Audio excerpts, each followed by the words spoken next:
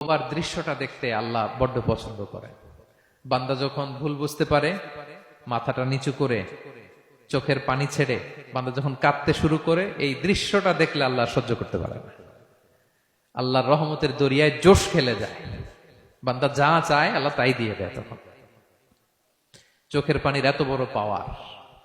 এজন্য আমরা ভুল করে যেন অটল না থাকি, আল্লাহর কাছে যেন ক্ষমা চাই, আমরা যেন ফিরে আসি তার দরবারে। তার দরবার সবসময় খোলা।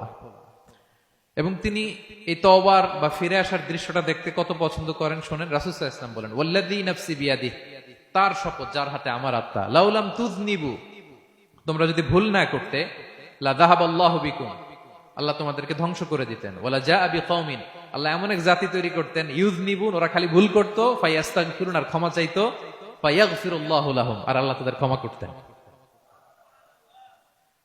তোমরা যদি ভুল না করতে, এই বনি আদম, তোমরা যদি ভুল না করতে, তোমাদেরকে আল্লাহ তাআলা ধ্বংস করে এমন একটা গোষ্ঠী বানাইতেন যারা খালি ভুল করতো আর মাফ চাইতো, ভুল করতো আর মাফ চাইতো, আর আল্লাহ মাফ করে দিত। সুবহানাল্লাহ বললেন না? গাফিরিয যামবি ওয়া কাবিলিত তাওব, তিনি পাপ মোচন করার জন্যই তো তিনি আমার রব, তওবা কবুল করার জন্যই তো তিনি আল্লাহ সুবহানাহু ওয়া তাআলা, তিনি রব্বে কারীম। তার দয়ার কোনো শেষ নাই, তার মায়ার কোনো শেষ নাই।